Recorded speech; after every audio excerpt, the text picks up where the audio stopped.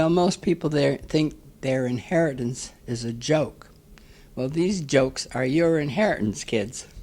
So enjoy. And we'll start with the groaners first. Shakespeare decided one day that he wanted to go swimming, and he hadn't had his bathing suit on in years, and it was made of wool, so he thought maybe the moths had gotten into it. So he tried it on, and he asked his aide if there were any moth holes in it. They had looked and said, "No holes, Bard." And then there was this Swami who lived up over Delhi, and the butcher didn't get along.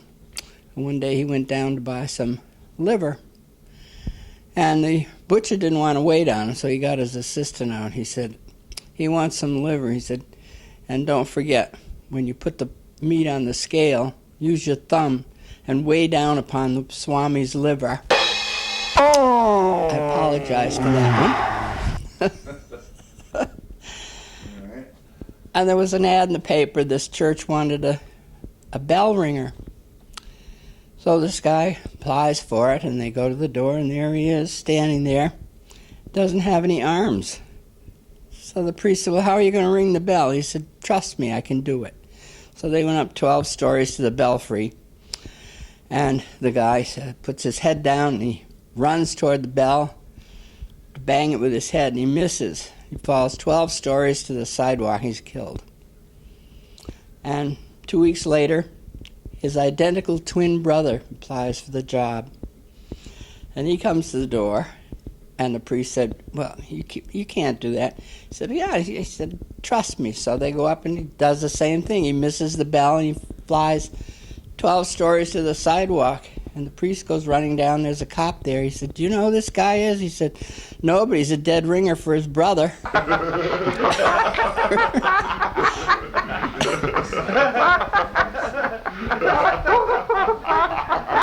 They hired this teacher to teach music to this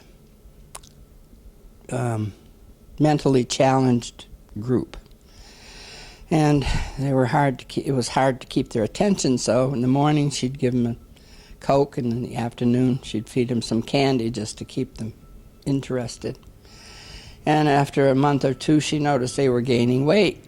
So instead of Coke, she'd give them a tab. And in the afternoon, instead of candy, she gave them an apple. And 60 Minutes heard about this choir that was so good. And they sang very well. So they wanted to have them on their show.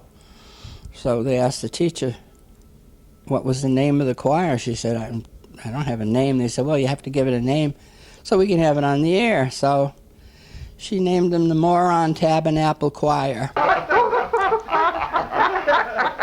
Then there was this Indian. He goes to the medicine man. He said, Doc, I don't know what's wrong with me. Last night I dreamed I was a wigwam. The night before I dreamed I was a teepee. And the doctor said, I know what's wrong with you. You're too tense. But he said, I have the cure. He said, I have a small, skinny leather thong, pretty long, and he said, I want you to swallow it every day, some of it, and by the end of the week it should be gone, and come back and see me. So the end of the week comes. The Indian goes to the medicine man. He said, well, how do you feel? He said, well, the thong is ended, but the malady lingers on. Now we hit the blonde jokes. There's a blonde on one side of the river and one on the other. And one blonde hollers to the other, how do I get to the other side? And the other one says, you are on the other side. Blonde goes into the Olympics, and she goes into the breaststroke. She comes in dead last. She goes up to the judges. She said, I don't want to complain or anything. Some of those girls were using their arms. This plane is flying, and there's a blonde sitting in first class, and the stewardess comes up to her. She said, oh, miss, you don't have a first-class ticket. Would you move back, please? She said, I'm blonde, and I'm beautiful, and I'm going to New York. She said, well, you have to move back. She said, no, I'm not moving. So she goes back to the cockpit, and so the co-pilot says, I'll go fix her. So he goes up and talks to her. He said, you have to move back. You don't have a first-class ticket. She said, I'm blonde, and I'm beautiful, and I'm going to New York. So he gives up, and the pilot says, well, I'll take care of her. And he goes up and says something to her. She said, oh, I'm sorry, I didn't know. And she gets up and moves back to the coach. So he goes back to the cockpit, and he said, what did you say to her? I told her first class wasn't going to New York. This blonde is speeding down the highway in her convertible, and this other blonde cop pulls her over. And she said, do you know how fast you were going? She said, no. Was I speeding? She said, yes, you were. She said, show me your license and registration. The blonde goes groveling around, can't find either one. So the blonde cop says, well, show me some ID then.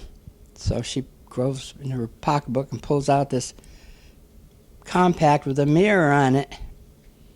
And she gives it to the cop, who looks and says, why didn't you tell me you were a cop?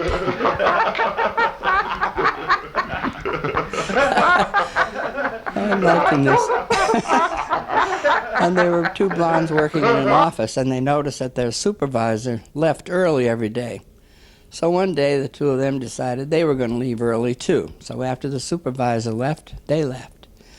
One of the blonde goes home, and she goes upstairs and opens her bedroom door, and there's her supervisor in bed with her husband. So she backs out carefully, closes the door. They're back at work the next day, and the supervisor leaves early. One blonde says to the other, are you leaving early today? She said, no. She said, I left early yesterday. I almost got caught. Yeah!